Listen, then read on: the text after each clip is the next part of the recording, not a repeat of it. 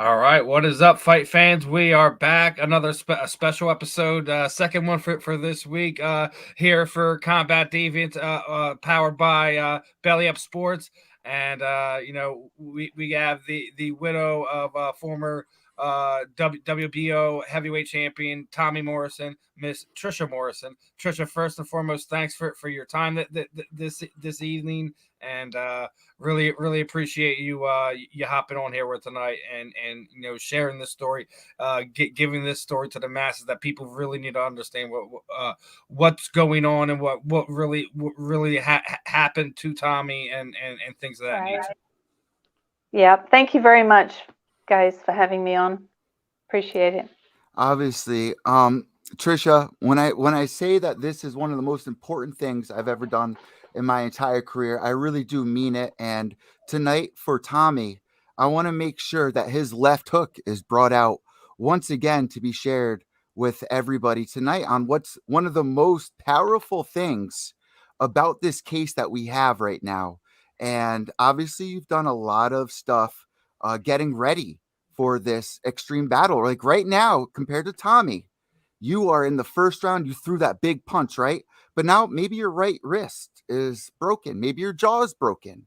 And right now, you are going in to win a fight that Tommy has also won. What is it within you right now that makes this interview so important? Before we jump into anything about how important Tommy was, how he passed away sadly, and a whole bunch of other things that we will uncover.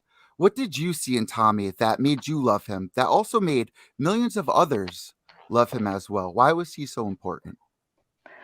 You know, I first of all thank you guys for having me on your show. Every opportunity I can get to express exactly what happened with Tommy is so much appreciated. What I saw in him, it was when I got to meet Tommy, he was extremely depressed. He was no longer boxing, and he was on this journey of trying to prove that he didn't have what the world thought that he had.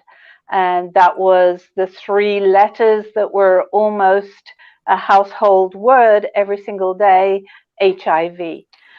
Now, And Trisha, I want to stop you right there because to you, you didn't see him as somebody that we saw him as with the HIV. Is that something that he made you very aware of beforehand? I mean, or was it something that you originally knew ahead of time? How did you meet Tommy? Did you know or did you not know that this was a huge story already? yeah, that is an awesome question. And the answer to that is that in 1996, I was actually in Las Vegas at the time that he was told he had HIV. And it was a very important weekend for me there, even though he and I had not met in person.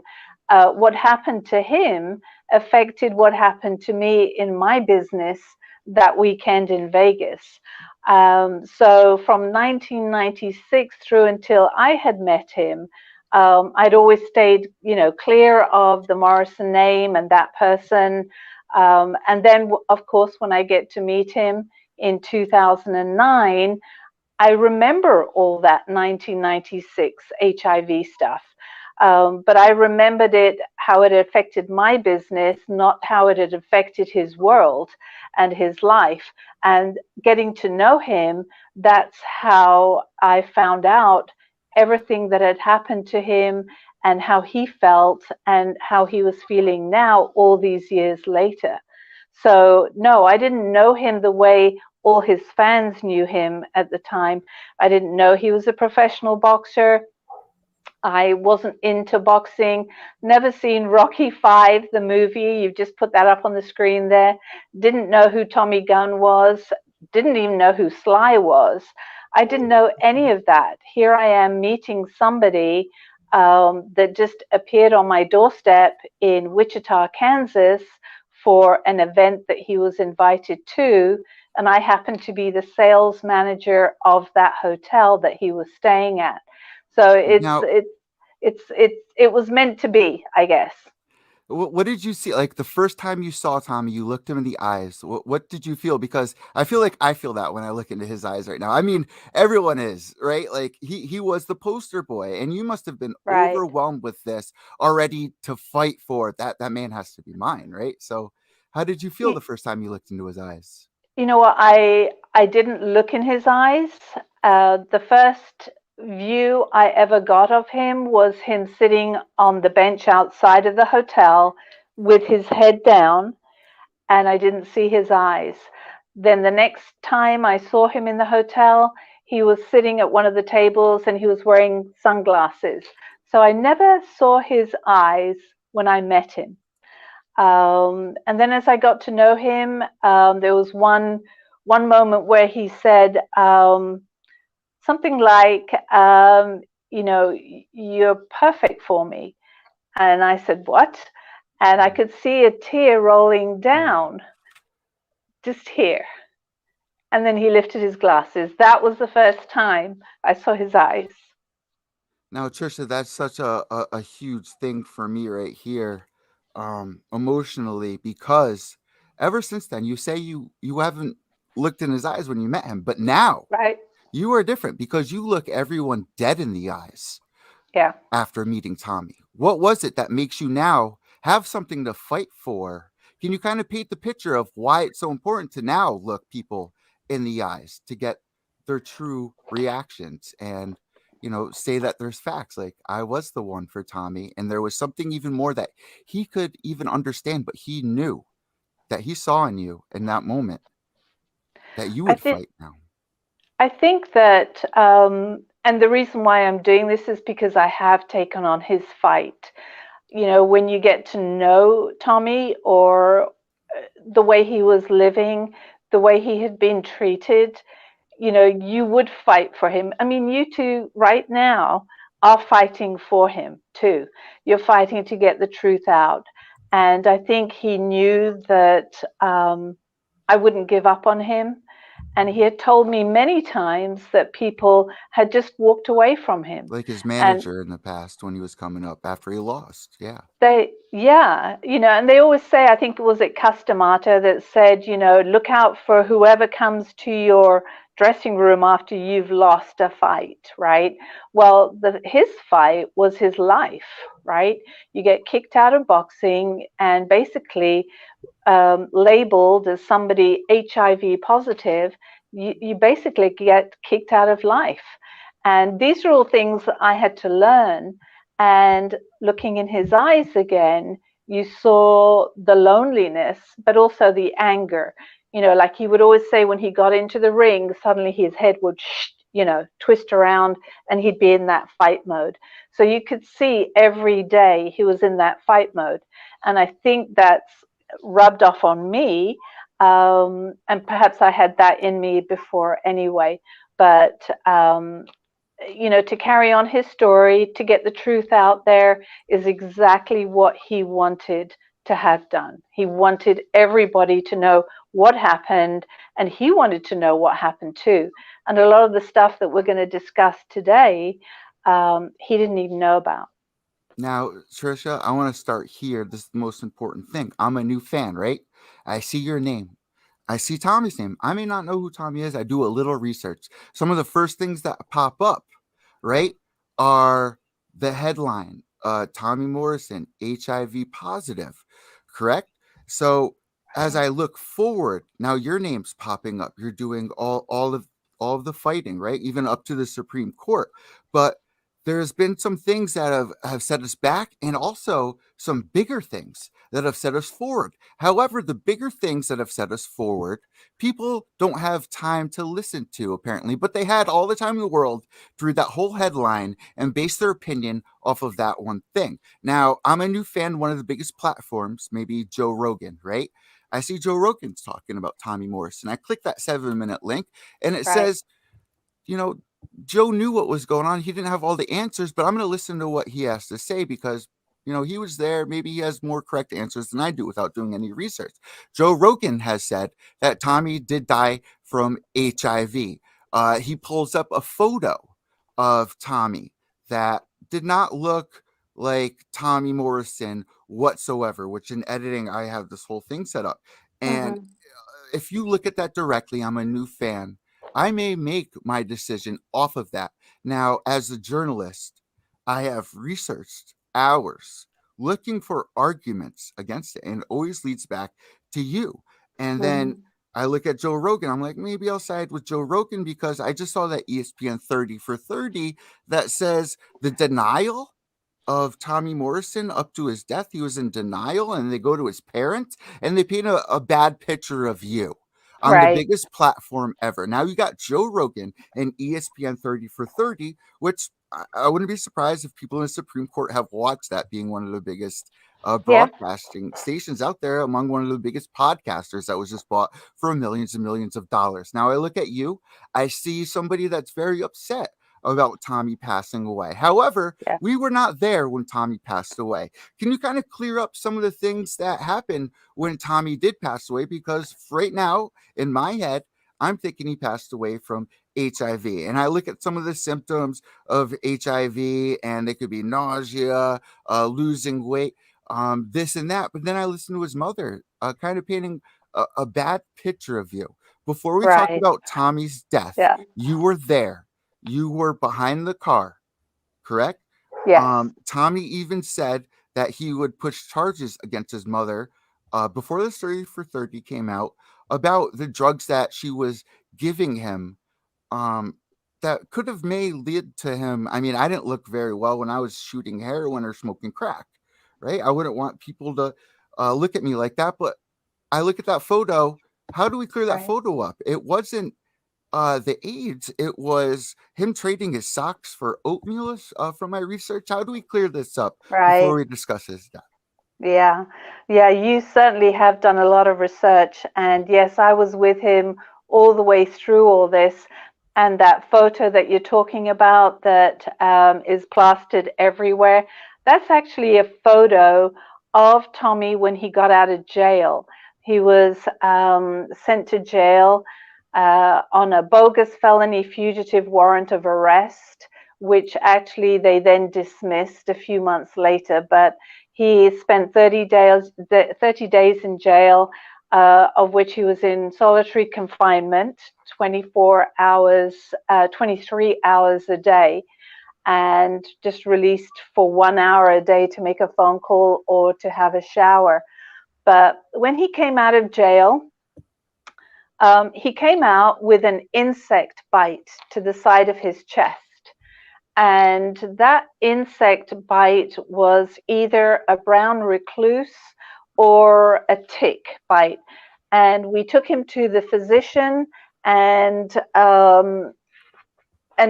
he drained it, and he looked at it, and he said, no, you're probably going to need surgery. It's infected your chest. But there's backup here. So exactly, those are the photos right there. And you'll see the bite there, and then you'll see the surgery and everything that happened. I'm going to show you something which people always say, okay, well, if he didn't die of HIV/AIDS, Trisha, then how did all this happen?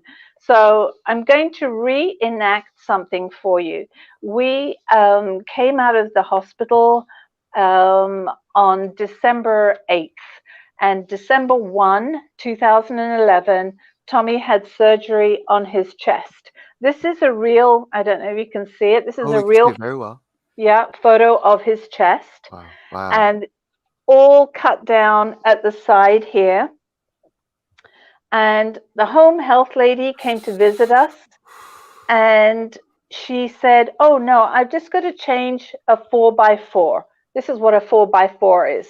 4 inches by 4 inches. Gauze, And correct? The material was gauze. gauze. Yep. And that's all I've got to do. And I said, oh, okay. And then when she took the old gauze off, there was something hanging out. There was like a little thread. And so we got a huge magnifying glass, and she said, oh yeah, I see it. And so, and this is reenacting it, right? But she started to pull on this gauze, okay? And she kept There's pulling about a foot right there. Wow. and pulling and pulling and pulling, and it kept on coming out, right? Wow. And kept on coming out. No. And out came 12 foot of gauze Don't. Oh. out of Tommy's chest. Okay, and this is the gauze. And this is just it was obviously covered in blood, but this is the width of it, and this is the length of it. It wasn't just a little piece of gauze like this. It was surgical gauze that had been tightly packed, and I've used like a Kleenex box here, tightly packed into Tommy's chest and left there for 8 days to rot in his chest. That is the beginning of the downfall of Tommy Morrison.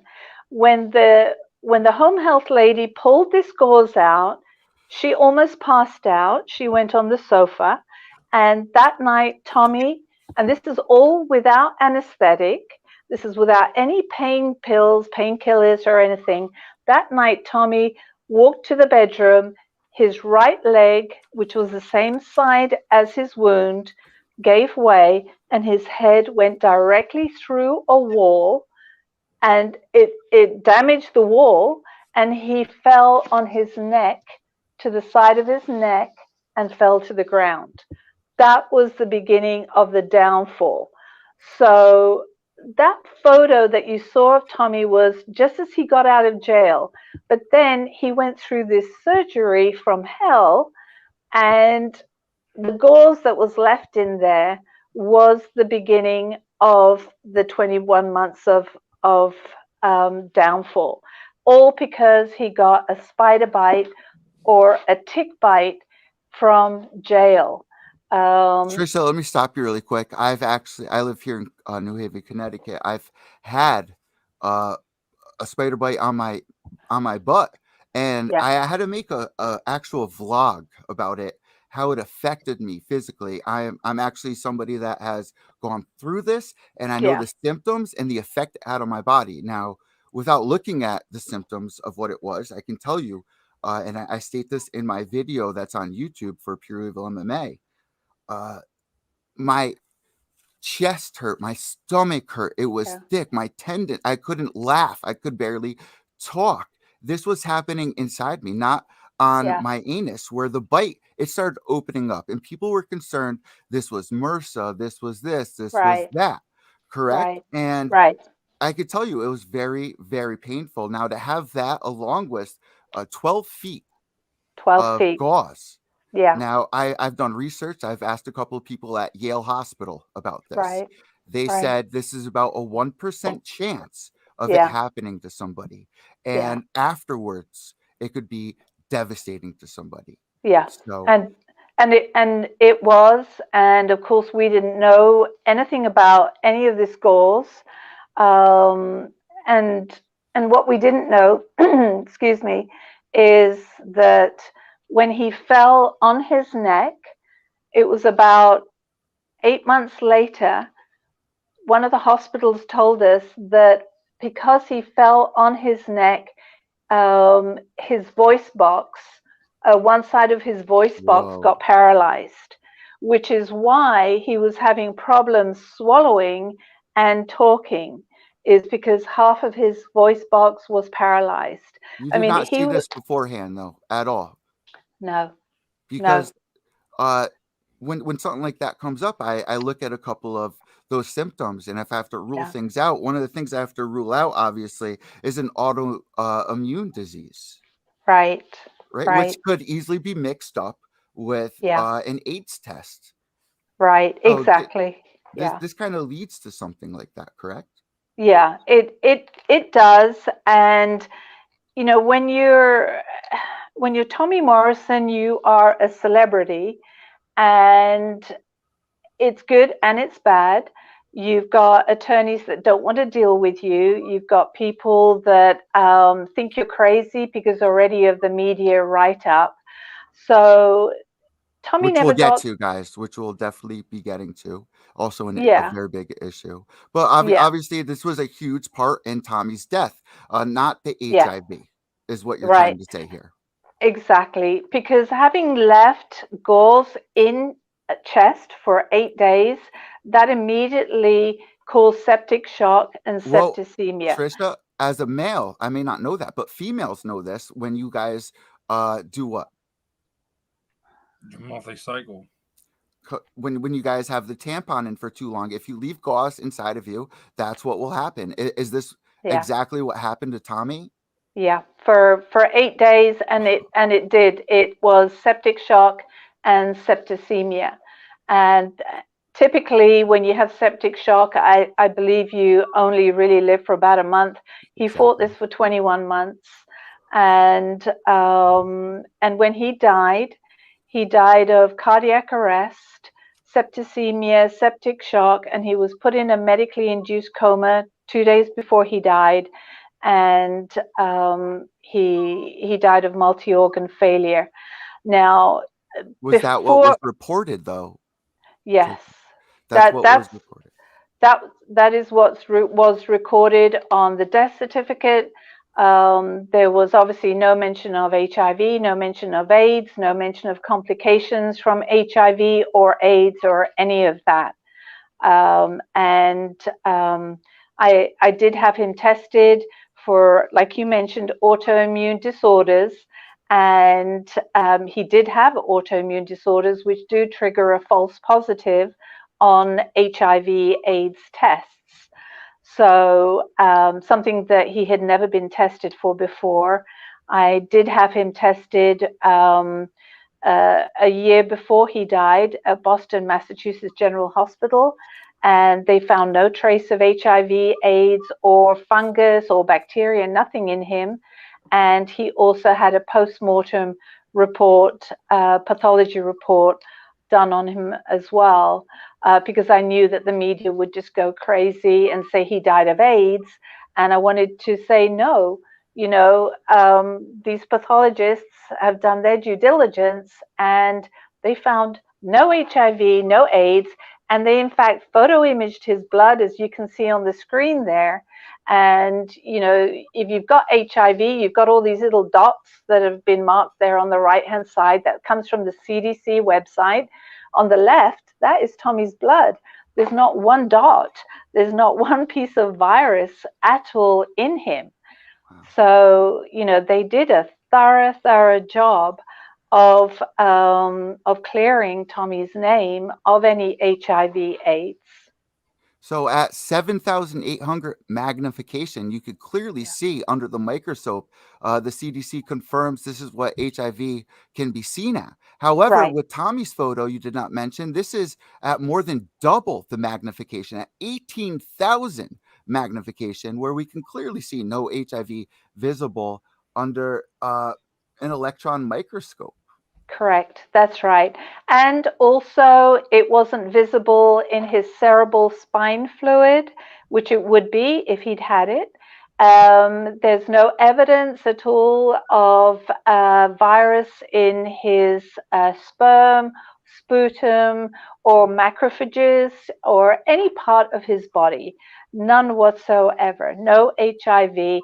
And then he got tested for all the AIDS defining diseases like Kaposi sarcoma, pneumocystis carini, all these diseases that you would have if you had HIV and it progressed to AIDS. He didn't have any of that either.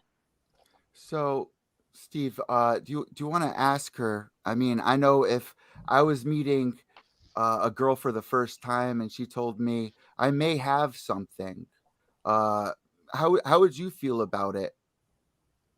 And I want to know how Trisha is so sure that this was not HIV, because obviously with a sexual partner you would want to ensure that. Steve, how would you feel, and what would you probably get done to make sure this wasn't part of my partner? I mean, obviously, when you're in love with somebody like that, you obviously have to go through procedures and things like that. When you're trying to find your life partner and things that someone you want to lay down with, but I mean, you always take precautions, but I mean, I think the real thing is like, kind of like what is your like you said you were there in '96 and like in a different capacity, it would affected you in a different way, but like there's something that I think me and you were talking about off of air before we even got into all this, like the way that thing was handled. Like how does they just put Tommy up there? Hey, we found this thing with you. Oh, you have AIDS, and throw him up there for a press conference for that. But memory serves me, you were just tweeting about Mike still having people using his good name for things of other nature. He had a fight that same week, and had some upper respiratory thing. The fight was canceled. No press conference. Right.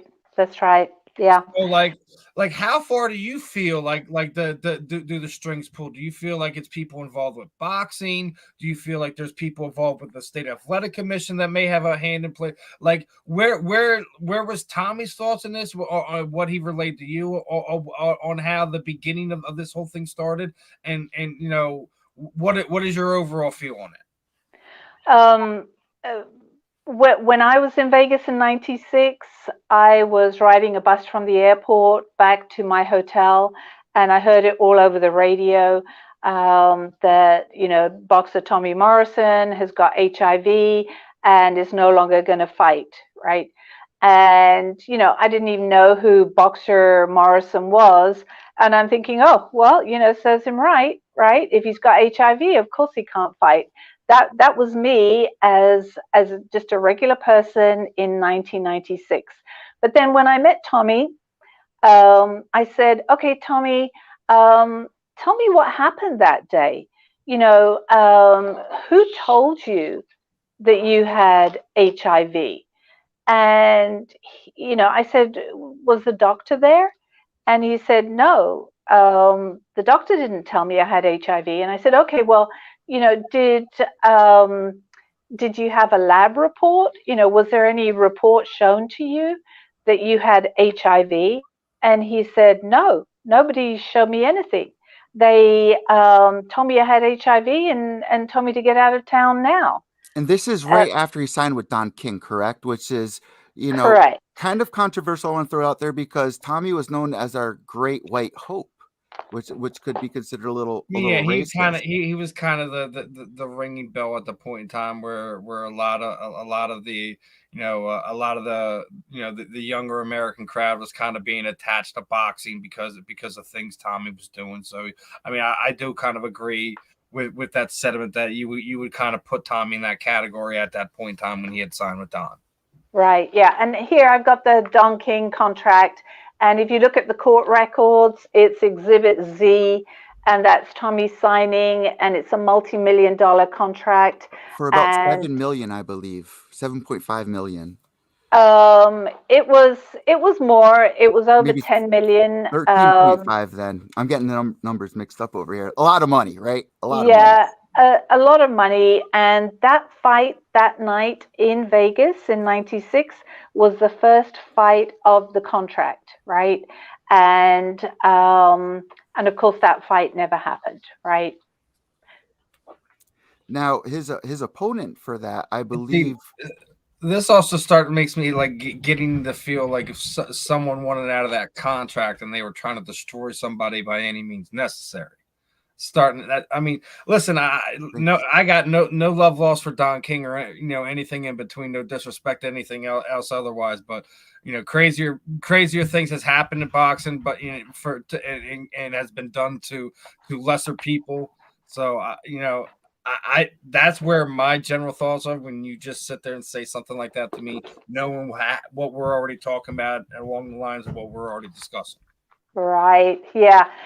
You know what? I think you'll have to watch the movie that we'll probably be bringing out to see who done it. Right. Yeah. All the court records that we have in front of me, and I know you guys have got some, and probably will put some up there, are recorded in the U.S. Supreme Court. All right. They're also recorded in the Ninth Circuit Court in this format here. So everything I'm mentioning to you is actually recorded in the court and has not been thrown out. And so they are facts that anybody can pull up. So going back to what happened that day, there's no lab report, right? But suddenly, for the court case that I was in, and it's been like 9 years of going through the judicial system, pulling up all the evidence now so that we can actually have facts out there. Suddenly, the lab report appears, right? And this is the first time. This is 2014. Now, The Trisha, let me stop you there because you've sent me something that sets up this. Tommy's reaction to when he finds out about this test, and here that is. Tommy Holden just came out and told me, he says, I don't know any, easy way to tell you this. You flunked your physical, They said you have HIV and you can't fight. We got to get you out of here. Then the next big thing was trying to get me out of the hotel without being seen. It was really weird. It was a very strange way this whole thing came down. It was a little bizarre. Yeah. That's right. I'm so glad you've got him on this show, because I found that recording, and so I posted it on Facebook, and that's Tommy trying to piece everything together. So he did not see the lab report. Yes, he was told by Tony Holden, who is not a physician. Yep, you got the lab report there. The lab report is based on a $23 test that the court system has found out was not FDA approved, and there is no clinical support to say that this test even works. It's a laboratory developed test, an LDT, and the FDA themselves say that they do not guarantee the results of an LDT test, which is why they're not FDA approved. This lab report also says Tommy's 99 years old, and the test has been requested by a physician who said in this lawsuit he never requested the test. It got reported to a Dr. Russell, who does not exist. There's no signature on this lab report, which violates the Code of Federal Regulations. So there's a whole lot of stuff here on this lab report that absolutely makes no sense. And one of the requirements on this lab report to say somebody's got HIV is they say that you have the P31 in you, right? Kind of like the spike protein thing of COVID. So this lab report is saying Tommy had P31 in him. Well, that's a 1996 lab report. In 1993, the FDA revised their criteria and dropped that P31 in the testing. So here they are reporting on something that really had been dropped a while ago. Now, people with that testing, Trisha, they did a study as well. I don't know how aware you are. I think this article came out in 2022 or maybe 1996. However, the study was done. And among the tests, out of 410 people, 20 of them who were previously told that they had AIDS at a Quest diagnostic place, they found out, no, it wasn't. Maybe it was autoimmune disease. It could have been a factor of other things, but they were sure that it was not HIV among the study that was done. Wow. Yeah, I didn't know that. Wow, that's interesting. And then you're reporting facts from a study, and I'm reporting facts from the physicians themselves. Going into a few more of these, I'm going to keep going here, is the CEO of Quest Labs says, and his name is Dr. Henry Soloway. It's not Trisha Morrison, it's Dr. Henry Soloway, says, I conclude that Mr. Morrison was never infected with the HIV virus. And that's in docket 136, page 9, line 27 to 28. Wow. The next thing is the actual physician in Vegas that his name is Dr. Robert Voy, who's also a physician for Mike Tyson. He goes here, I did your required licensing exam and found you physically qualified and fit to box at the time. that is Dr. Robert Voy. And that's in docket 185, page 14, lines 1 to 4. Not Dr. Russell? Not Dr. Russell, because Dr. Russell does not exist, which made that Dr. Russell does not exist. kind of illegal, right? Totally. So if Quest Diagnostics had done a test, they would have reported back to Dr. Robert Voy. But Dr. Robert Voy says, no, you didn't have HIV. And there was no P31, as you mentioned, in 1993 as a testing requirement was dropped as well. This is a violation code of regulations as far as I'm concerned. Yeah, exactly. I mean, this is all stuff that I got to figure out if the blood was even stored correctly. What was it? What was the blood even stored correctly? On the report, it says that the blood was stored in a toxicology freezer. Now, when you're testing not room blood, right? Exactly, not room temperature. So, I mean, that too will throw off any kind of reporting as well. But because yeah, I've done research at Yale. I've asked a couple of people there, and they say, putting blood in a freezer, it could freeze a couple of things. Correct? You're not going to get a full 100% accurate, which is what we need. This man's career is on the line. We need an accurate report. And what you're telling me is not just one, but two, but three. Oh, this guy's not even real either. This whole thing should go out the window, but millions of people have made their judgment off of it. And exactly. Everybody has based Tommy's career, life, and this lawsuit based on this one report that was suddenly thrown together in 2014 and was not available between 1996 and 2014. And then even Dr. Robert Voy's attorney, his name is Counsel Mortensen from Vegas, he writes, "It is important for you to understand that Dr. Voy did not diagnose and never has diagnosed Mr. Morrison as HIV positive." And that is from the physician in Vegas. Trisha, one more time, read that statement one more time in case people don't realize how important that statement is right there. Can you please read that one more time for us? Sure. And you can also pull it up on court records. It's docket 283, page 28, line 14 to 15. And it's the counsel his name is Counsel Mortensen for Dr. Robert Voy, who was the physician in Vegas. It is important for you to understand that Dr. Voy did not diagnose and never has diagnosed Mr. Morrison as HIV positive. That comes from the physician's attorney. And then we have the State Athletic Commission, Dr. Berliner. He writes on his physician report, and this was provided by the Nevada Commission. It is exhibit TM0110, and this is coming from William Berliner, MD, for the Nevada State Athletic Commission on February 9th, 1996, the night before the fight. "I have this day examined the above named person and find them in physical condition to engage in boxing contest or wrestling exhibition for the above date, February 10, 1996.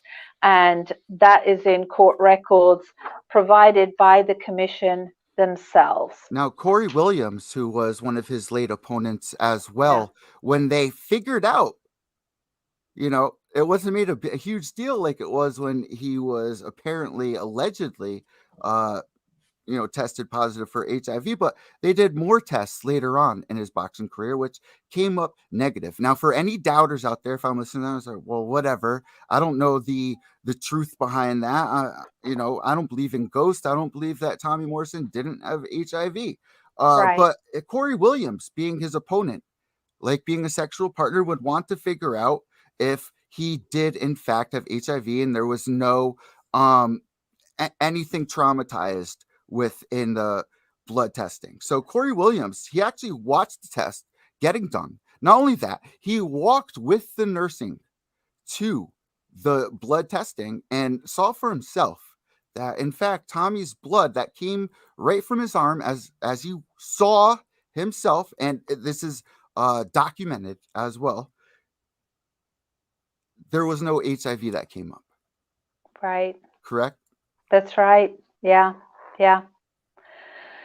Yep, and not only that, I mean, everybody has heard of Dr. Margaret Goodman from VADA, and VADA has been in the news recently with all these boxers that are testing positive on all kinds of tests and stuff.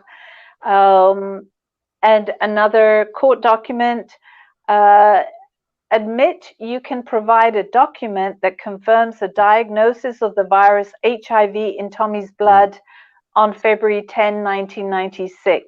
Now, And she Trisha, said, I'm aware that you deny. actually did do that, right? You tried to get this, said that he was diagnosed. He was Yeah. not just a blood test, like, oh, somebody's wife sees, oh, she's not doctor.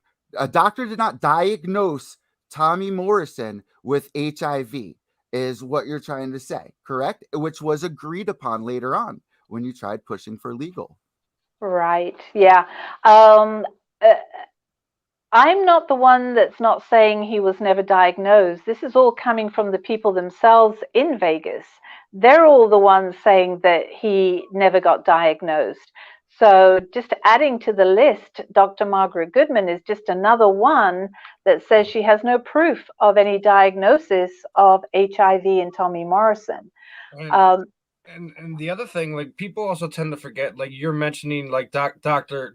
Goodman has like been a major part of VADA testing for so long, but she's been like a major part of the Nevada State Athletic Commission for quite some time. So the real question is, like, all right, if you have, said doctor, said commission people now sitting there, you have these court documents saying, like, we have no proof that we have no test, no nothing stating that Tommy Morrison ever contracted or was diagnosed with HIV. So how did they end his career? How did they get him suspended? How do they keep this lie together?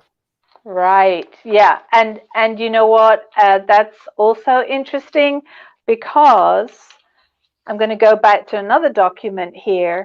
Is we all heard that he was told he had HIV, right? Am I right? I mean, I was there too. Like you said, like, and not just from what we've discussed about tonight, but what you've also shown, both video wise and both court document wise, is no one actually tested him. They told him. They told him. And so on another court document here, I'm asking another question, and it goes, admit you told the media, which would be ESPN, you tested him and found him positive for HIV, and that Morrison tested positive for HIV. And the commission says no, they deny it. They deny impossible, right? Because HIV doesn't appear and go away. HIV is not a curable disease. Exactly. I think Magic Johnson's the only one we know that sat there, openly said that he had it, and openly said that he had it for some time. And I think openly said, I think it was like within the last 5 years, he said that he doesn't really have it anymore, that his medicine's cured him or whatever. I don't think you're ever fully cured of something like that. I don't care what medicine that he has, but like, it's still one of these things, like, you don't go one way and then it goes away, like, right? Not like 99 times out of 100, it winds up being fatal. Even if you get a $60,000 shot, like, it's not going to help that much, right? No, that's right. Well, the thing is that a fan actually has said it pretty well. I'm going to read what a fan wrote. Everyone involved in the HIV diagnosis now denies ever giving the diagnosis and denies that they suspended Tommy from boxing. His widow at the time of his death, which is me, has fought tirelessly for a decade to prove he never had HIV and backs it up with a mountain of evidence, including post-mortem tissue samples that show no trace of HIV/AIDS. And he says, check your facts. And here's another one. So now the commission, Mark Ratner, is saying, I'm saying, admit in your capacity as agent, servant, and or employee of the Nevada State Athletic Commission, the Nevada State Athletic Commission did not say Tommy tested positive for HIV before the fight on February 10th, 1996 in Las Vegas, Nevada. And he's admitting now that he never said that Tommy had HIV, which is very strange. And then another document, docket 174, this is from the Nevada State Athletic Commission. It says plaintiff, which is me, now recognizes that neither the state defendants, which is Mark Ratner, the commission, and Dr. Margaret Goodman, that the defendants nor Quest defendants ever diagnosed Mr. Morrison as carrying the HIV virus. So they're all saying they never diagnosed Tommy with HIV. That's docket 174, and that was filed on the 8th of June, and basically 2016. for people who those don't are know, huge names. And for people who don't know, Mark Ratner is basically law and order in Nevada State Athletic Commission. Tony just said, I don't know any other way to tell you this than just come out and tell you, you failed your medical exam. I said you tested positive for HIV. Which I never said, by the way. The guy Yeah. Mark Ratner, the Nevada Athletic Commissioner. He goes, listen, I want you at the ring right now, and don't bring anybody. I just need to talk to you. And I went up and sat down next to him, and he had tears in his eyes. And he goes, Tommy failed his test. And I said, what test? He goes, he tested positive for HIV. And, what do you say? And he goes, he can't fight. So, yeah, what do you say? You say something on ESPN 30 for 30, and then you say something on legal documents sworn under oath. In fact, perjury. You're committing perjury if you lied to us in court documents. Here's a court document which you might have there. It's interrogatory number 3, and I ask, please state with specificity all facts and identify all documents related and or concerning your ringside meeting with Tony Holden without Don King. And Mark Ratner responds, the responding party did not meet with Tony Holden or Thomas Vergitz or Stuart Campbell ringside. He never met them by the ring. So I guess there were no tears in his eyes because he was not sitting at the ring speaking to Tony Holden. And which he said under oath, correct? Exactly. He's saying it under oath. So if you're saying it under oath, I caught you in a lie. I now have to dismiss everything you've said. Yeah. Correct? Yeah. Yeah, that's right. So, so here we have Dr. Robert Voy saying that he did the required licensing exam and found him physically, mentally fit to fight. Here we have on the other side, Tony Holden, who's not a physician, saying you've got HIV. And then here we have the commission saying, well, we never diagnosed you with HIV. And now they're also saying that they never even suspended Tommy from the sport of boxing. Whoa.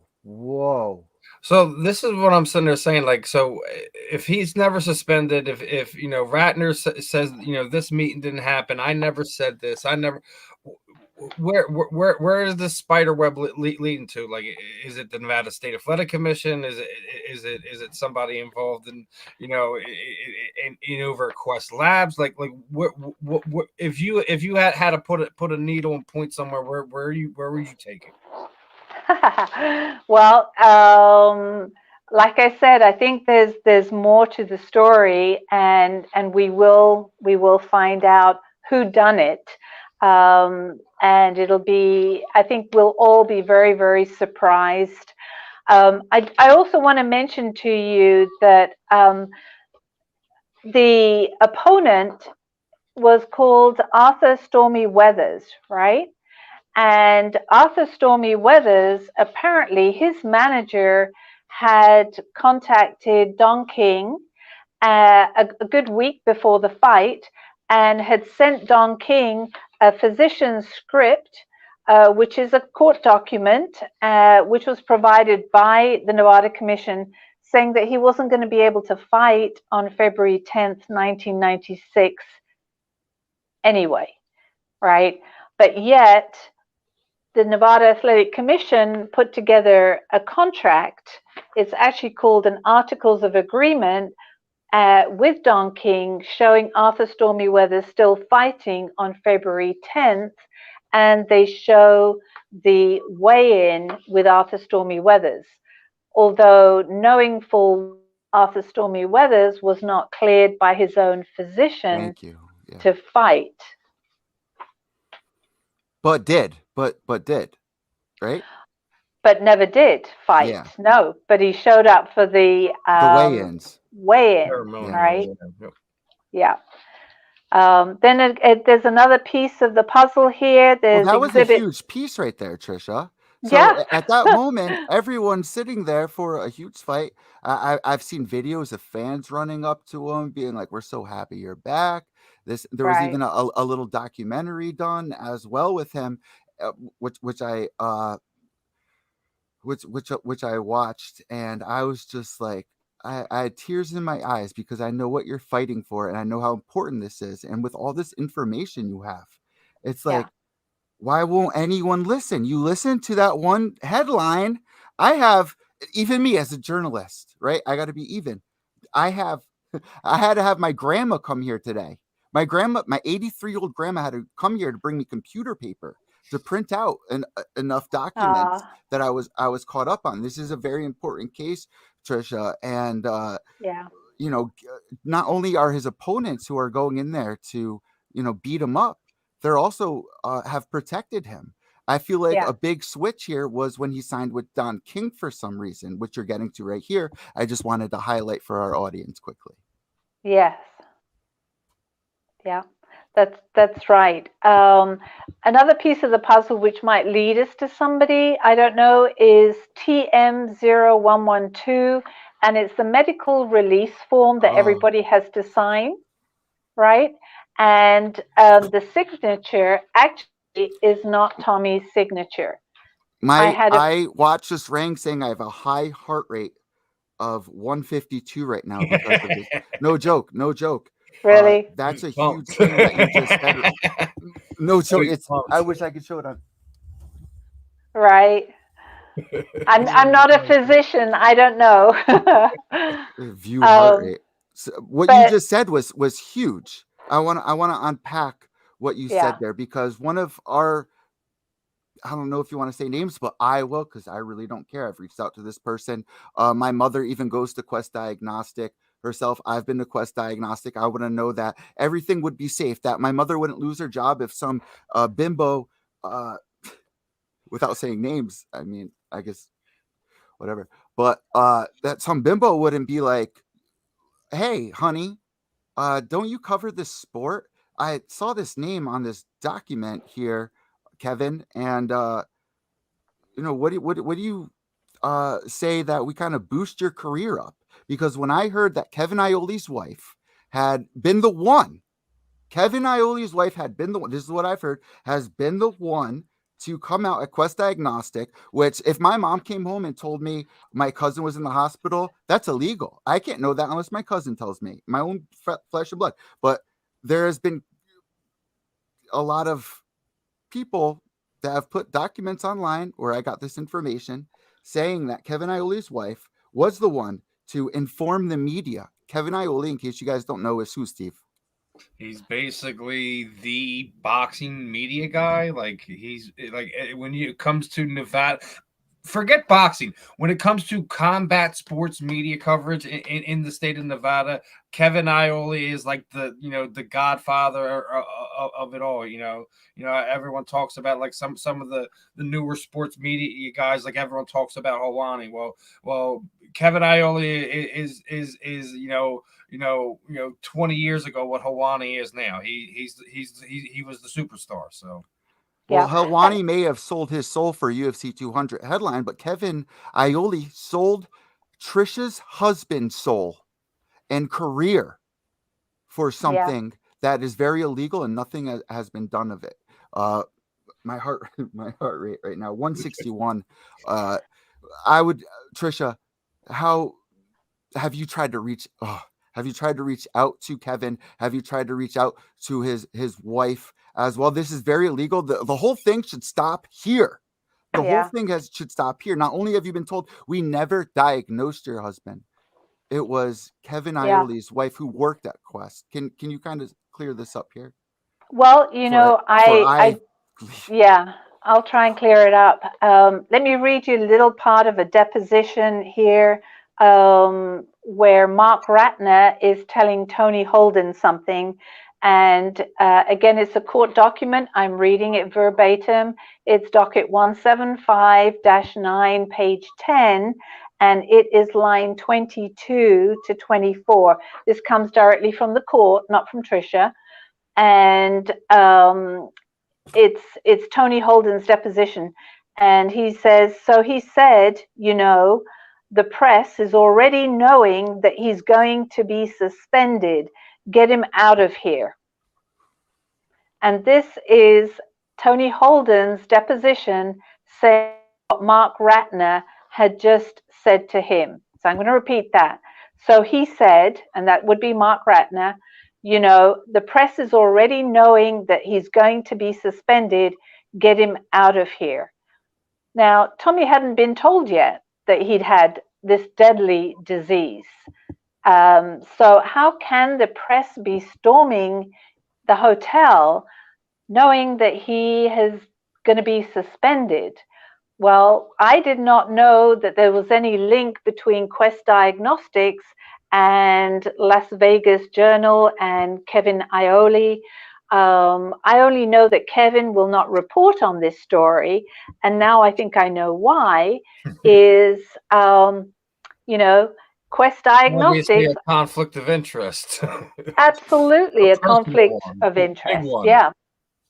Yeah. Why would she want to do that? There has to be a benefit there, which there was. There was a benefit for her. It just makes this whole intertwined web even more confusing. It's like, what does someone have to gain? What does someone have over somebody to have this many people involved in it to get this to come to fruition?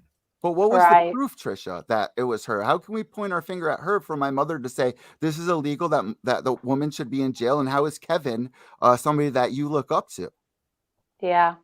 You know, the only proof is that Elizabeth Ioli did an affidavit saying it was her that called the commission, right, with the test results, that Tommy was HIV positive. Well, again, throughout the lawsuit, Quest Diagnostics says they don't do diagnosis.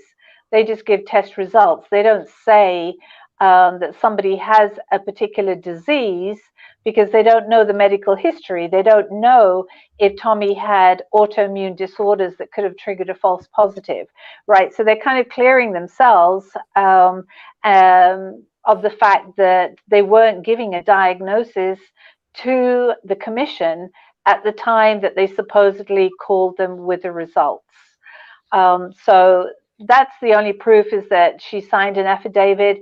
And then when I looked at her last name, Ioli, and then I saw some of the media reporting, and I see Kevin Ioli, and then I read a deposition where a reporter calls directly to the trainer's room in Vegas saying, now that he's going to be suspended. And this is even before Tommy gets to his room to answer a message to go to his trainer's room to hear that he's got this deadly disease.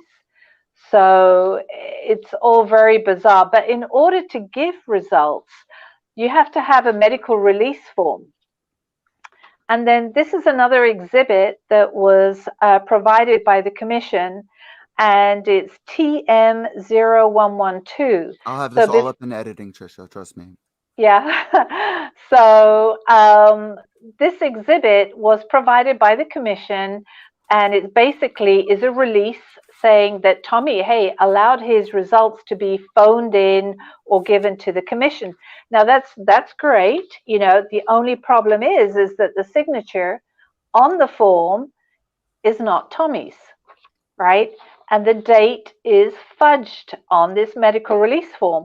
So I got a hold of a forensic document examiner reporter, had her do a report, and it's in documents in the court, and the signature is very similar to John Brown's handwriting.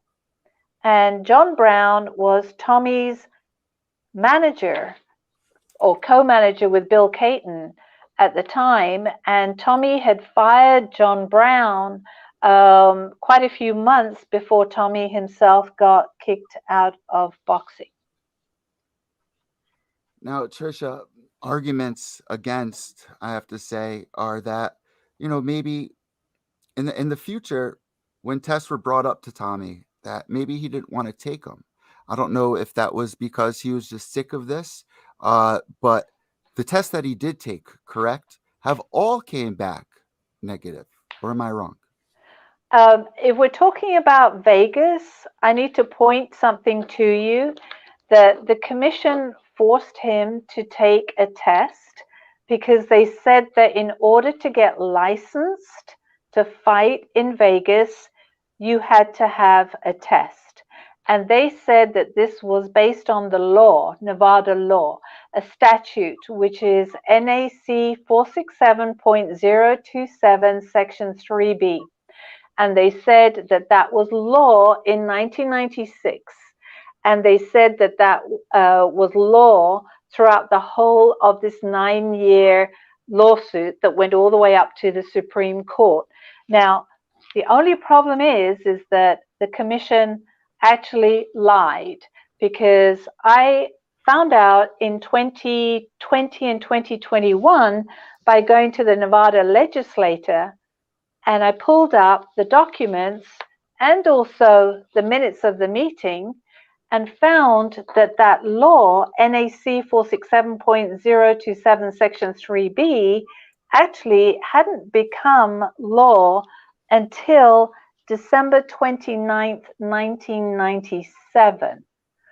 And the minutes of the meeting on September 30th, 1997 are actually kind of saying, well, the Morrison situation, we need to get this law in place. So there was no need for Tommy to have got an HIV test or hepatitis C test in 1996 because the law had not been passed until 1997. Even in 2007, he didn't need to take it in West Virginia, where they found no HIV. Right. That's right. There were a whole bunch of commissions. And in fact, a name that is very well known right now, Dr. Fauci, Anthony Fauci, I think you probably have heard of him. He came out, Tommy was kicked out. Out of Harvard, right? This is somebody, Harvard background, one of the HIV leading specialists out there. HIV, COVID leading specialist. Yeah, Dr. Anthony Fauci, everybody knows him. He came out with, on February 12th, 1996, saying, you can't catch HIV in sport, right? Which is why a lot of the commissions never This is the chairman of HIV Association. The chairman of the HIV Medical Association said this, guys.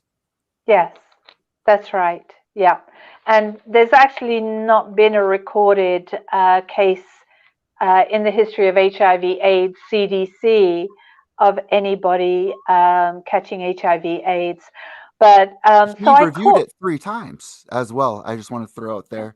He said he reviewed it 3 times, and the suspect never was HIV infected. Who said that? Daniel Kurtzkes. Right. Yeah, that's right. Yeah. Yeah. So there have been a lot of tests on Tommy. There's this big press conference once he gets kicked out of Vegas, right? And everybody goes, well, Tommy admitted that he had HIV. That's a very sad as one. Your role model. Trisha, can I please stop you there? Yeah. Because somebody like Tommy, there's been rumors upon ESPN, even said by his own mother, that he was suspicious that he may have had HIV. However, when I spoke to a lot of people that grew up in that time era, I did my research. I spoke to about a dozen, maybe about between 14 and 16 people from that era who said the HIV epidemic, you don't understand. Everyone was afraid. Everyone had to be suspicious that they had this disease. Uh, Yeah. he was known for somebody like many people, Conor McGregor, who could be a little flirtatious, this and that. He kind of fit the perfect role, a movie star, this and that. Let's make uh let's make something out of this to show children, be careful, which Tommy actually played the role of because he Yeah. felt maybe he was suspicious. But on that 30 for 30, they don't mention all of the people in production that made that thing were also suspicious of themselves. Who did I sleep with? Right. Can you paint the picture of that year? How hectic it was, and you know, can you kind of take away Tommy's suspicion with his mother, because his mother kind of played a very evil role in this thing. But Yeah. you got documents and have went out of your way to show I was taking care of Tommy. Tommy was threatening that he would put something on his mother if she made him even sicker. I'm not saying Tommy's mother didn't love him. That would be crazy. But Right. maybe they didn't have the whole picture. I know that when my girlfriend died, uh, I was with her every day for almost 4 years. The family didn't really know who she was at that point. The family, Right. they could make decisions. They won't speak to me today. They will not even talk to me today. But I Mm. knew who that girl was at that time. I know what was going on in her life. Right. I don't think her mother did. Maybe I think she told me things she would never tell her mother or her father. Are you kind of in that same boat there? Um, you know, when Tommy was alive, we would communicate all the time with his mother. He loved his mother But so would you much. have a stronger connection at the time of his death over his mother with him, that he would tell you things that maybe he was afraid or embarrassed to tell his own mother? Would you agree Um, with me there or no? no, I think he was very open with his mother. And, every time we flew somewhere, he'd be on the phone to her and praying. She'd be praying for him. Good, good. She listen, you know what? His mother is, she's 80 Yeah, years old now. yeah. She's had a rough life. She really has. And people have got to stop blaming his mother for an HIV diagnosis, On right? ESPN though, right? So a lot of us will agree Right. with ESPN. We see that, but in Yeah. our hearts, I want to listen to what you have to say here, because a lot of us, if we humanize and get down to the real facts of life, and we take away Right. that mirror, that piece of Right. glass in front of us that was produced. We've seen, Steve, thousands, hundreds of fighters tell us that what you saw on The Ultimate Fighter isn't what really happened in the house. So what you see on ESPN, probably not the 100% truth, Trisha. So Right. I love what you have to say about this. Yeah. I just want people to stop blaming her. She's not a physician. She doesn't know how to draw blood. She doesn't know how to test it. Was she suspicious? She could have been. I think everybody, like you said, was suspicious of having HIV, getting it from a cup or whatever. But there's not one document from his mother to back up any of what ESPN have put her into the position of saying that he had HIV. In fact, there's so many other documents from real physicians, real microbiologists, that it now makes me laugh that when somebody says, well, we spoke to his family and he definitely had HIV. Well, wait a minute. What about looking at all the documents from people that are in the business of HIV, where they found no evidence of HIV or AIDS? Let's leave his mother out of this now. She loved her son. He loved her very much. And end of story. How they portrayed her on ESPN wasn't that great. How she worded a few things, perhaps about me, that wasn't great either. I think time heals, and perhaps with all this evidence now, I think that they're intelligent enough, just like the fans are, Yeah. to look at documents signed by physicians and microbiologists confirming that he never had HIV, AIDS whatsoever. So that's Now, my answer. now going back to when he did pass away, I really Yeah. wanted to cover something that in the postmortem and before he passed away, those tests, what did they have to say? Yeah. So again, these are all court records that have gone all the way up to the Supreme Court. What So are the rules for it to be actual, like a court doc? Like, what are the rules for a legislator? the rules for the court, Yeah. well, you have to file, you have to pay your fees, it has to be approved, it is in a certain format. They only take so many cases. This is the format. 7,000. I believe it Yeah, in my research, it was 7,000 people apply, but only yeah, about maybe 70 will get access to it. A lot of people right. on death row and stuff like that. But here we have Tommy Morrison, a huge Hollywood star that, Yeah. exactly, yeah. Yeah, we took the case all the way to the US Supreme Court, and inside each docket here, inside each booklet, are copies of the names of all the physicians, and what they reported. And these booklets were in front of all the justices at the time in the court, and they did not throw any of these lab reports or physicians' negative results. I'm going to list some names, and these are physicians' names. I'm not talking about a mother, a father, a brother, a sister, a son. I'm talking about Dr. Steckelberg, Dr. Scott Heaty, Dr. Rick Parsons, Dr. William Bauman, Dr. Subud Lely, Dr. Jessica Kozel.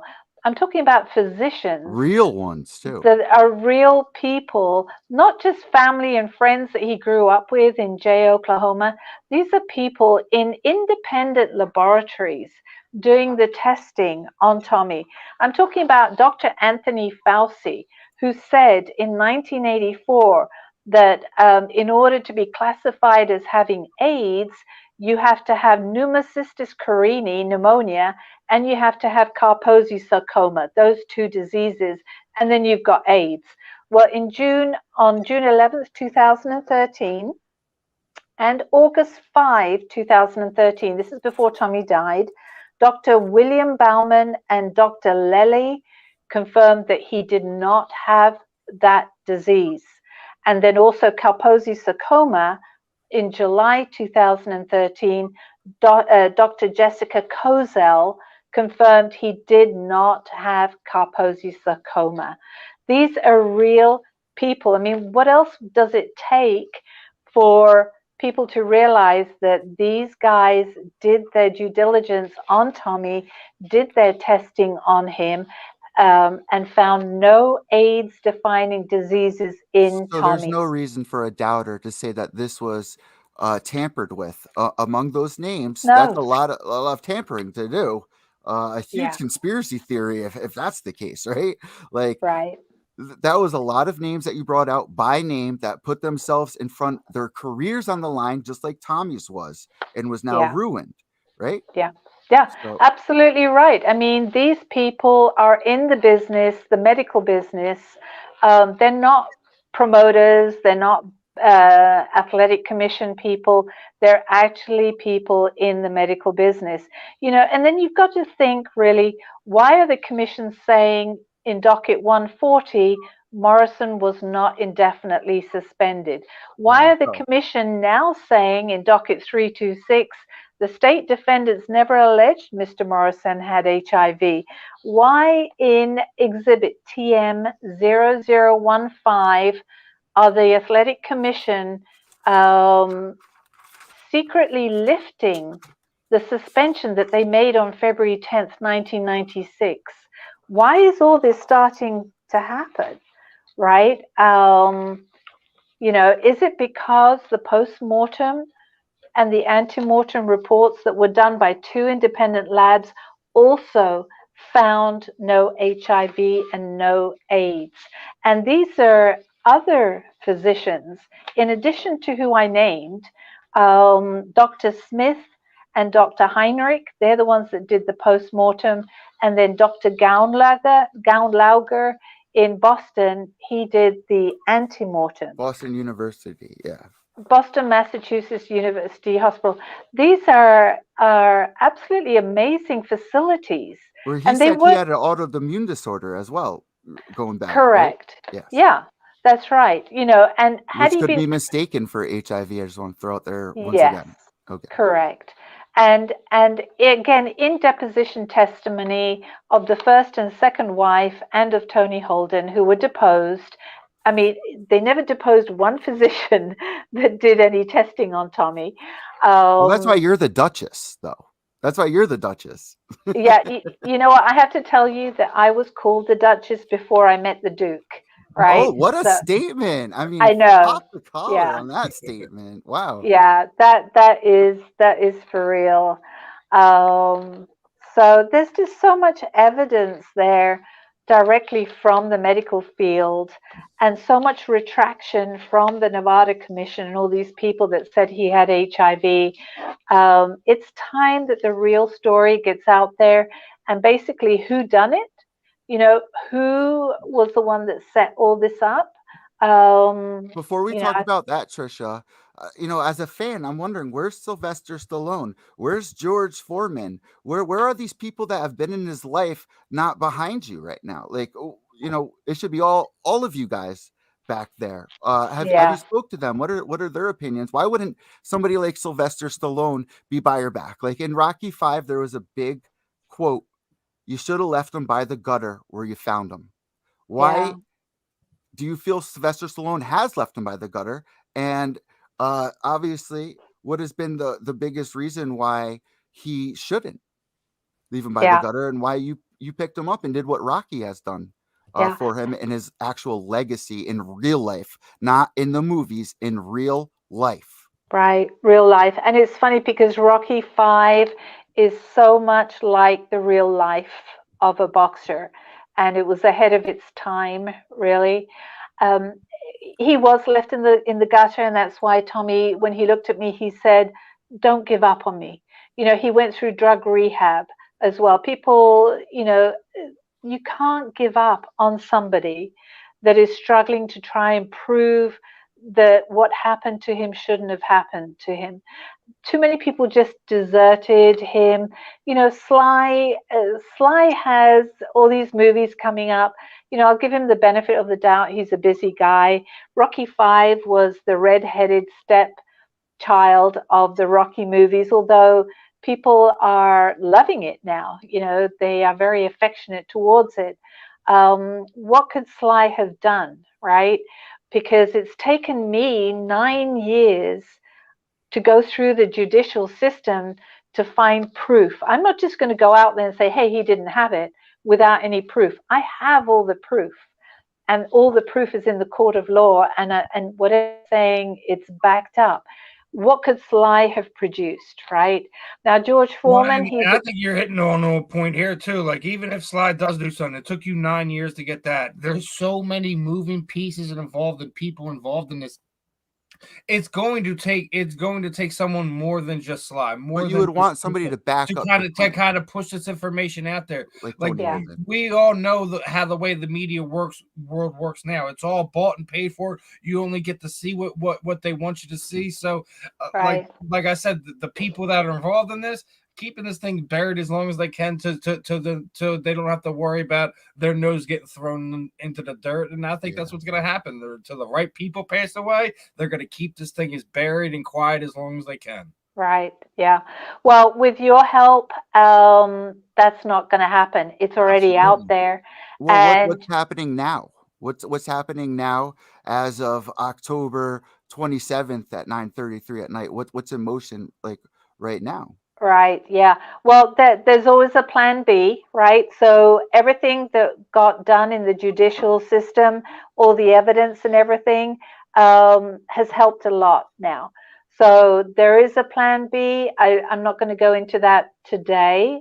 It'll be for another interview, but there's some exciting stuff coming up.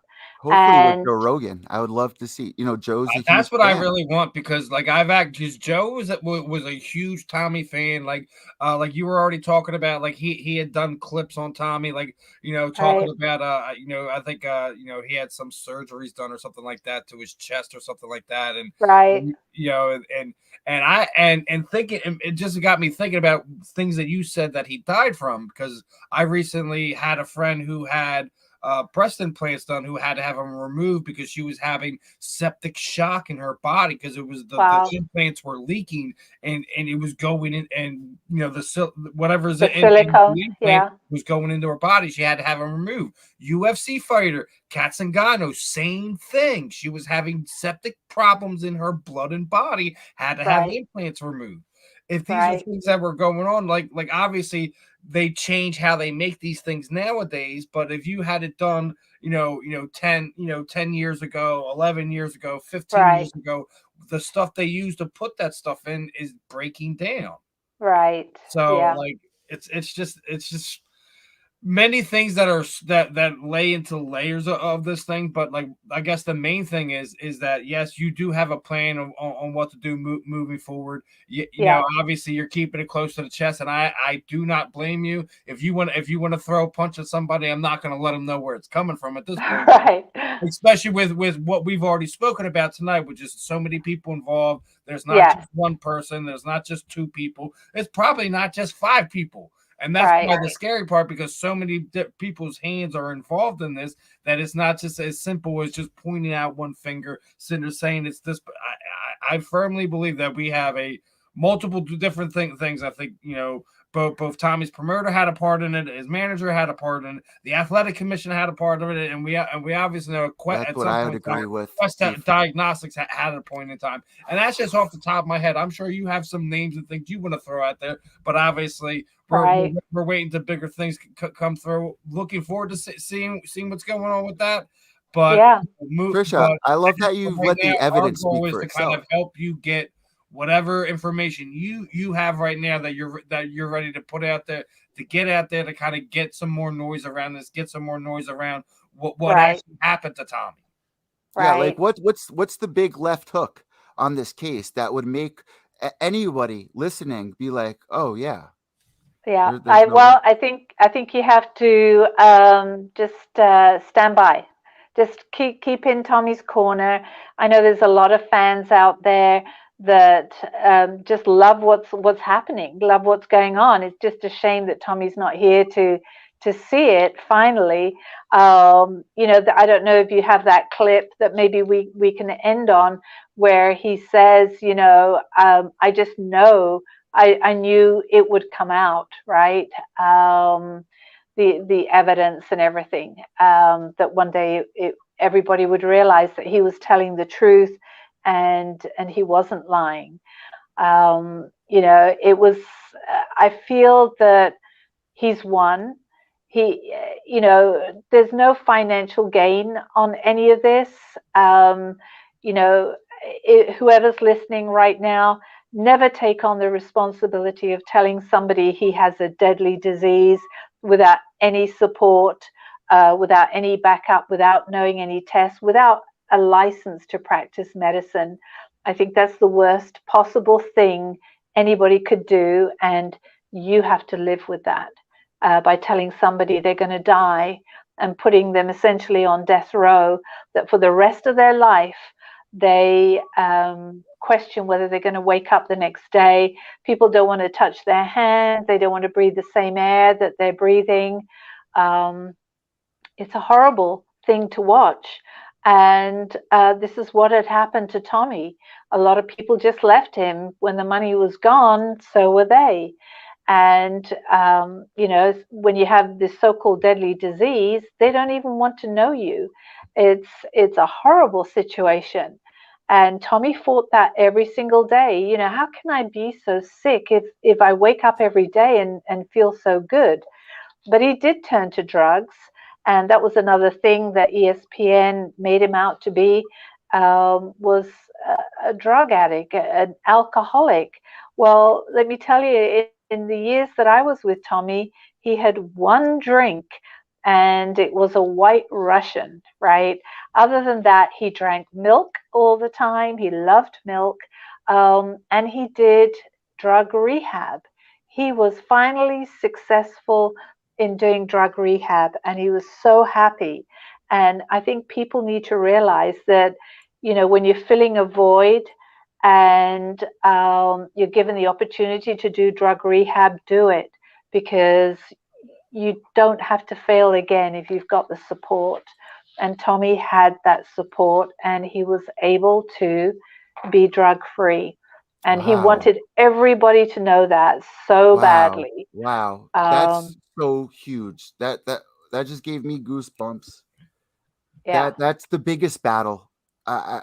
I'm telling you, like, knowing what he was probably going through, on top of all of those symptoms, on top of all of those the media outlets attacking him, on top of what you were going through trying to protect him. The biggest battle to get through with an addiction, having the chills, waking up, throwing up, not being able to really be a father, not really able to be a brother. Yeah. That would take the biggest toll on me. Not what everyone else thinks, but what I've accomplished and what I'm fighting for to get through, to show you guys I'm not Right. going out the way that you think I'm going to go out in this battle. I have one more fight in me, and it's against this addiction. And if I can make it past all of this media and people telling me I can't do this, or think I'm this person, or they want to paint whatever picture they will of me, I don't Yeah. care, because I'm going to prove to the addicts out there that on top of all that, no matter what you think you're going through, Yeah. I'm going to do it for you. I'm going to Yeah. take that left hook and I'm going to swing it as hard as I can, even if I have no energy left in me. And I think that's a huge statement right there. Yeah. I'm literally getting chills all over my body, because I found it so. That's for people who know what opiate addiction is like, for people who know what cocaine addiction is like, alcoholism. I watch it every single day. I have a funeral this week for one of my friends who have passed away. And if Right. Tommy has survived that fight, I think that's the biggest story out of Yeah. all of this, is what he's gone through and still was like, no, I'm not giving up. I got one more fight to show my actual loved ones I love you, and I'm going to be there in the last days. And I think that's one of the most amazing stories that could come out of this, and one of the biggest things he could ever give his family. Yeah. Yeah. And you know, it was hard for him, right? All these years of taking all kinds of drugs and people just giving them to him so that they could see this heavyweight champ shrivel up on drugs, right? So it was very hard for him, but he did it. And we would drive together to the rehab, and he would go in on his own, and I'd sit in the car, and I'd be calling his mother, saying, okay, we're here, he's gone in. And we would do this daily, and I would call her and text her daily. And so between us, we did it. And then when he got his printouts of negative for cocaine, negative for this, negative for that, he made photocopies. He put one on the fridge, one in the bedroom, one in the car. He had them everywhere, right? And he was just so happy. But it started with a pee test that I gave him. He came back from an event, and I wouldn't move the car until he had peed in the container. And as soon as I saw the results, because I got it out of my bag, I said, that's it, you have a choice. You can either carry on with your life like this, or you can fight and turn it around. And he decided from that moment that there was more to live for, and he started to turn it around. That's the biggest story out of this entire thing, Trisha. And only you were there. Only you know the truth. Only you are here now fighting for him. But you've already won. You gave somebody that was suffering peace. And I hope you really go to bed tonight knowing that a lot of people out there do suffer. And it takes a lot of us don't think that we'll ever find somebody that can bring us peace. But you brought Tommy peace, and I really hope you realize how important that is to somebody that's struggling. Seriously. Yeah, he just wanted people to know that he was a man. No different than you or I. So why can't this happen to you or the other? And that's what you fight for today. Not just Tommy, but you're fighting for the world to have their name cleared. And Trisha, you've done an amazing job. Where can we keep up with everything that's going on now that we are locked in, I would say? Well, I am on Twitter, I'm on Instagram, and I'm on Facebook. and just keep following me there. I will blast stuff out every single day. I will keep fighting for him every day. I do not take a day off. Nobody takes a day off from watching that horrible ESPN 30 for 30. So every time somebody sees it, I blast out the evidence to say, stop it. There is another side of the story. It's a more complete side, and it's more truthful, and it has all the evidence. So Instagram, Twitter, and Facebook. And of course, you can always email me. I do have an email address and always respond, because Tommy always responded to every single email. And it's Tommy and Trisha Morrison at yahoo.com. So Thank you so much, I, Trisha. I got one more thing, just a quick yeah, message from you to show journalists, up and coming journalists who want to make a name for them, how important it really truly is to get your research done and to do it in the right way. yeah. What's your message to journalists here? Oh, well, as far as the journalists go, I find it pretty difficult to get the big guys to come on board with this story. Only because the day after Tommy died, everybody said he died of AIDS because he was diagnosed with HIV in 1996, right? So that story has stuck in their minds, right? They're not open to anything else. Plus, they don't know how to retract what they just said the next day after Tommy died. So it's very hard to target all the large mainstream media. It's so much easier to get with people like you and Tommy's fans, because Tommy said to me one night, sitting on the porch, he said, I fought for my fans. Would they fight for me? Right? And I'm looking at him and thinking, well, that's a strange thing to say. Why would they fight for you? Well, now's the time to fight for him.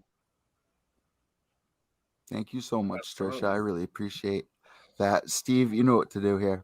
Well, you've already kind of given us the Twitters and social handles and anything like that. I Yeah. guess if any other way that anyone can help you or help support what you're doing, or help support to further your cause and help I guess clear Tommy's name of all this. What can people do, and how can they find a way to kind of make it something worthwhile? They can contact me and let me know what's going on out there. If somebody's saying something they shouldn't be saying, they can share this podcast. They can share all the other stuff that's out there, and perhaps they too can do a podcast and get the word out. It doesn't have to be just me talking about this. There should be more buzz out there of people doing their own podcasts. I'd be happy to be on there. But I think Tommy wants his fans to fight for him. The media were not so kind to him when he was down, but the fans, most of them, stuck by him. And the new fans coming on board, the new generation, they need to know the truth. And the truth is out there now, and it's up to the fans to keep fighting for Tommy and forward them all the information that's available for the true story. Thank you so much, Trisha. We'll definitely be keeping up with this, and we thank you so much for your time here. Prayers go out to you and Tommy tonight, and to any addict out there suffering. Hear the story and realize the biggest fight is for you to not be selfish and be the best you can be for your family and the loved ones that you have there, because all we have is right now. We don't know what tomorrow brings. And Trisha, every day you know what tomorrow brings, and it's fighting for Tommy. But I just want you to know that That's Tommy's right. already won a very big battle and proving that addiction is something that we can cure ourselves, no matter what anyone Right. else tells us we You can or do. cannot. We You can. can. And one thing that Tommy learned, which I always pass on to everybody, is that the so-called friends that give you the free drugs, they're not your friends, right? they're not your friends. Drop them. You have to delete them from your cell phone, which is why his friends don't like me, right? It's because Tommy deleted them from his cell phone. And he didn't want anything. That was the only way that he could be attending drug rehab and be drug free, is dropping the friends who really are not your friends. They're the ones handing you coke and marijuana and whatever it is. So it's a tough job, but whoever's listening, Tommy said, if I can do it, so can you. And That's he a meant huge that. thing. Thank you so much, Trisha. We'll talk to you soon, and God bless. All right. God bless. And thank you so much. I really appreciate it. God bless, Likewise, Tommy. appreciate the time, Trisha. And if you All need right. anything, always feel free to reach out. Absolutely, I will. Thank you. All right, everyone. That was Trisha Morrison. That was the widow of former WBO world champion Tommy Morrison. And literally, I don't think anything else needs to be said. Well, Steve, I want to ask you. People need to get this information out there. They need to start, tagging, some of these media outlets, some of these reporters, Kevin, respond to me. That have kind of reported on this, and have a hand to play in this. I guess we'll all. Where do you lay on this, Steve? Where do you lay on this? Take away that Trisha. Take away everything. I'll tell you where I lay. Just the evidence that was laid out, there shouldn't be anything to discuss anymore. The evidence should speak for itself. People should do retractions. ESPN, everyone else involved should just have to just to do what they need to do to make it right. It isn't that hard. Okay, all right, we effed up. That's because somebody has to take accountability for this, and that's what the problem is. So Ariel Helwani gets kicked out of the UFC forever for saying that Brock Lesnar has an upcoming fight, but Kevin Iole is still around. Not saying he doesn't do good work, but I wish that Kevin would come out and say he was wrong. That I wish there was a statement there, because that could end not just, there's a huge fight in the legal system, but at home every night for you to go to sleep. It would be nice for the people who know they're guilty to admit it. And I think that's one of the biggest fights here that I would like to see. That is the fight that Trisha really needs to have. I think exactly the fight of getting the information out of there, and Joe Rogan, bro, holding people accountable. Listen, I hope she's able to get in contact with somebody like Joe and really blow this thing out of the water, because that's what really needs to happen. I think that's what we need to do. We need to go on a tweet campaign and blow people up. All right, how about this one? Anybody can get Joe. We're gonna tag Joe and some stuff. Anybody who can tag him or whatever and get a response from Joe to Trisha, I got some stuff. We'll give a lot of stuff. Jerseys, some photos, something. I got you guys. Just make sure you tag us. Let us know what's up. How about this? Whoever can, we'll mention it. But I'm gonna order a Tommy Morrison Rocky 5 doll off eBay, bro, and maybe we can send out to Trisha to get signed. That would be pretty cool. We're gonna get Trisha and Kenzie to sign it. Yeah. Oh, Kenzie, we didn't mention Kenzie as well. Yeah. But wish him all the best. Took that first L. It's a rough one. Yeah, but a good career. But with that being said, we got a lot going on for the next couple of days here in the last 3 minutes of the show. Steve, what do we got lined up for everybody to be excited for? Because there's a lot of excitement now that I can start swimming and not up to my neck in files here. Yeah, we got another one tomorrow, big one. Exactly. We got we've rescheduled a guest who missed at some point in time over the last month, and we have an exciting co-main event guy going to be hopping on with us. So yeah, we got a fun one coming up. And guys, make sure to check out the Combat Deviants YouTube channel. Subscribe over there, because I just uploaded the Miranda Maverick edited version of our interview, which, at the beginning, we're talking about feet and stuff. It's absolutely amazing. She's one of the smartest fighters I've ever interviewed in my life. And me and Steve will be back tomorrow night. So if you're listening to this on audio, remember, every Saturday, look forward to that audio podcast, and make sure to subscribe as well and follow bellyupsports.com. Steve, that does it for me. Evil Eddie at Evil Eddie X on Twitter. Don't look for me on Facebook. My name is not Pasquale. No, it really is. You can follow me on Facebook at Pasquale Valeco as well, and our Instagram at Combat Deviants. Steve, all you here. Yeah, that puts a bow on this one. Great time. Appreciate everyone who tuned in to both the Marina Maverick interview and tonight with Trisha Morrison. We will be back tomorrow night from 9 to 11 p.m. Eastern, right here on the Belly Up Sports Network. So make sure you guys are locked in. We're going to have some fun stuff. I'm going to be announcing some more of the giveaway stuff over the next month or so. We got a whole bunch of stuff going on. So, guys, make sure you like, subscribe, smash that notification bell. Make sure you're keeping up to date with all our programming. And always make sure you're following all the Combat Deviants media platforms. That's a tough one. Say that 5 times fast. Right? and show some love. We're gonna have some fun. Hopefully, we'll get Carrie Combat Deviants media cool haul tonight. So, we obviously forgive her for missing tonight, but hopefully we'll have her back tomorrow, and we'll be back with a few more fun ones. Make sure you keep locked into Belly Up Sports for the guest announcements for tomorrow night. Combat Deviants media. I'm Steve. That's Evil Eddie. I'm out of here. This was another fun.